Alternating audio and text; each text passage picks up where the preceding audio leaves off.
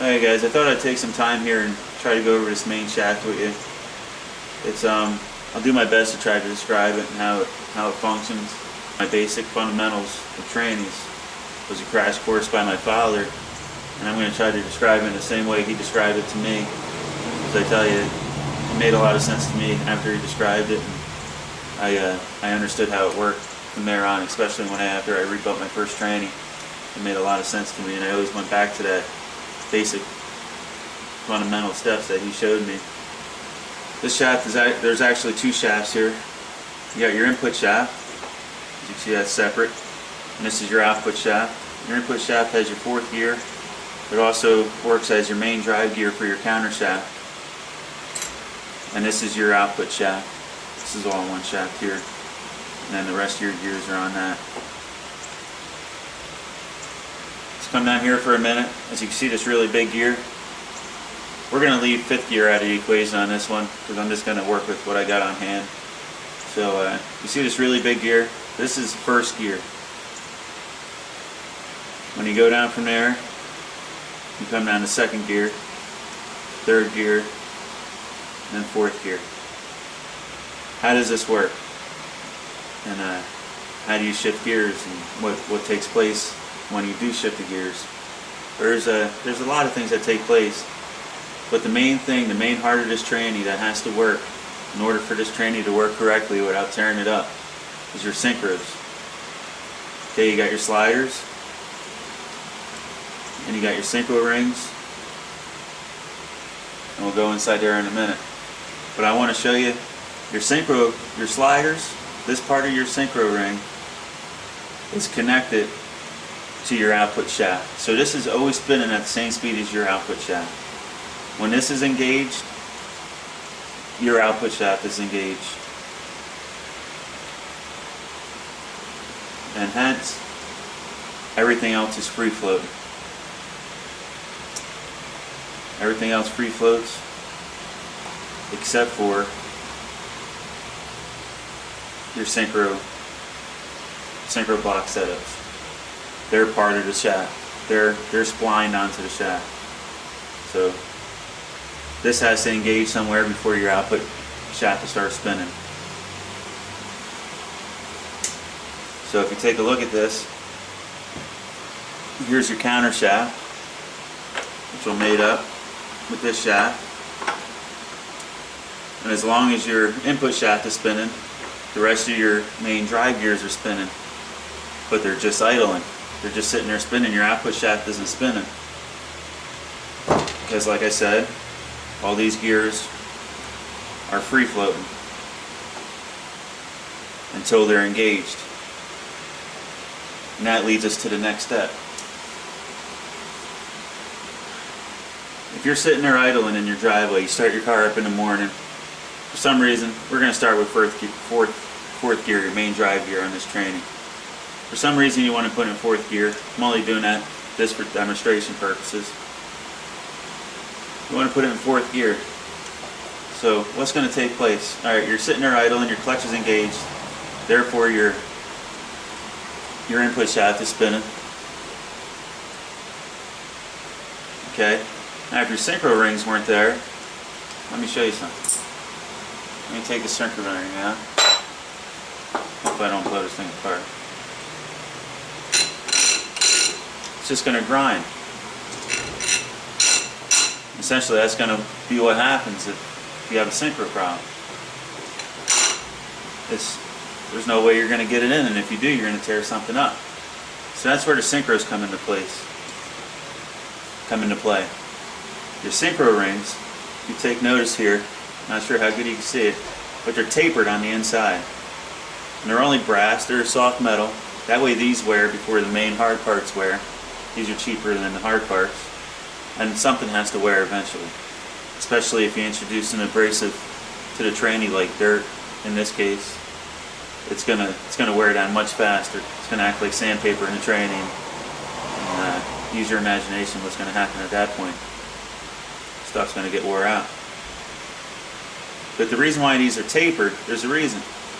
As you can see, it's a cone shaped on the inside. It's got teeth on it. Starts at a smaller diameter at the bottom and gets bigger inside diameter. Let me show you why. Let me take this input shaft back out. I don't know how good you can see that there. This is actually cone shaped as well. Now this is the part I want you guys to remember. If I teach you guys anything, I hope this sticks with you. Your synchro ring is pretty much a brake. Remember that. The synchro pretty much acts like a brake. And this is why. You got your input shaft that's spinning. And you got these two tapered. You got your tapered ring and you got your tapered shaft. And it's spinning. As soon as I start adding pressure, it stops spinning. It's putting brakes. It's actually applying the brakes to your input shaft. Now let me show you why and how. So let's go over this synchro block a little bit. I'll go over this more once I get it apart deeper. But for now, I'll try to give you a basic understanding of it. Hope you can see that. Well, you got your slider, your synchro, your sleeve. You got your hub, which the sleeve is on. Then you got your inserts. And then you got your insert retaining spring. There's one on each side. And they just hold pressure out on those inserts. So it's an insert retaining clip, your inserts, your hub, and your sleeve. Take notice when I slide up on this.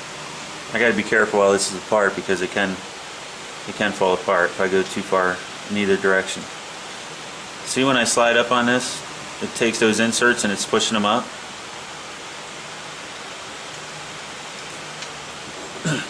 Well, remember that braking theory that I told you? Well, those inserts are what are pushing up on that synchro sleeve.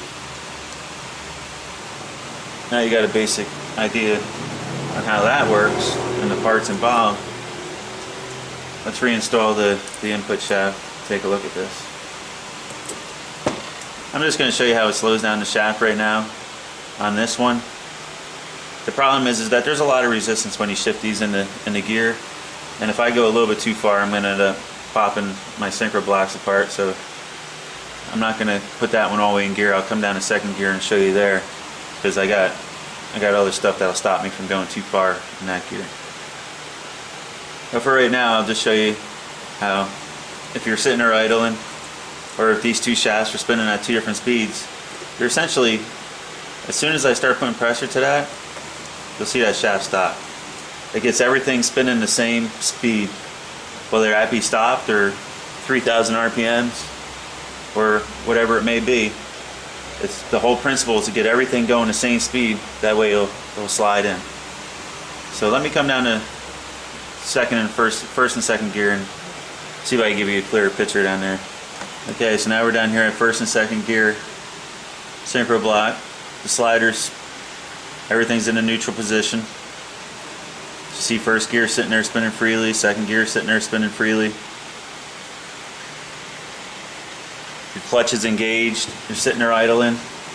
So your main drive gear, which is also fourth gear on this, is spinning your counter shaft.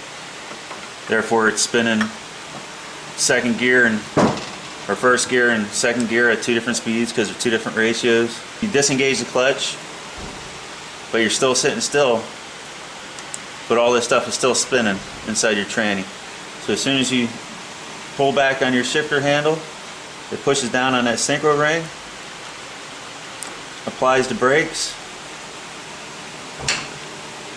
and so now you're in first gear. Like I said, the synchro hub is splined onto the output shaft. So now first gear is essentially locked in. Use your imagination here, guys. This thing's spinning in first gear. Second gear is still up here spinning along because it's riding that counter shaft at two different ratios, so your speeds are totally different. So if you want to shift this in the second gear without this synchro sleeve being there, it's going to be spinning at two different speeds and do the same thing as I showed you before up top. Okay, so it's sitting there, it's spinning. These things, it's spinning at 2 different speeds. You push in the clutch, disengages it, and bam, applies the brake, lines it up, gets everything spinning at the same speed, and goes right in for you. So let's take a closer look at that in slower motion. You're sitting there spinning. It applies the brake, stops it, gives it spinning at the same speed, and allows them to slide in together. So that synchro ring is essentially a brake. I hope that makes sense to you guys, and like always, if you have any questions, feel free to ask. I'll try to cover it more as I go. But that's why it's a good idea to always make sure those synchro rings are in good shape. I don't know if you can see how these ones they come to a point. That actually allows the gears to kind of ramp up on each other if they're just slightly misaligned. Because as you see, they don't always line up. So it actually helps them, works like a ramp and engages everything. You want to make sure they have a nice point to them. Make sure they're not flattened out. That way it has that nice ramp action. Same thing on your synchros. You're going to want to make sure the braking action on the synchros, there's a clearance. I got to look that up. Make sure you have a certain amount of clearance in there so it's applying the braking action to it. And that's pretty much all there is to it. If you come up here and take a look at these synchros for 3rd and 4th. Right here is a shot at the 3rd gear synchro. As you can see, they're flattened out, they're misaligned. And there's a reason for that. And I'll cover that when I tear it down. Alright, so here it is once again. Your gears are spinning at, use your imagination, this one's spinning. You were just in 1st gear, so you're going down the road, so your rear end spinning, which is spinning your drive shaft, which is spinning your output shaft at a totally different speed than 2nd gear. So this comes up, applies the brakes, gets everything spinning at the same speed, and bam, slides in. Well, I hope that makes sense to you guys. Like I said, I'm not the best teacher. I can show you how to do it and how I do it, but I also like to show you how it works. So at least maybe you got a basic idea and the understanding of synchros. If someone mentions them to you, you can say, yeah, I know how they work, and give them a little education, you know. Let's move on to the next step.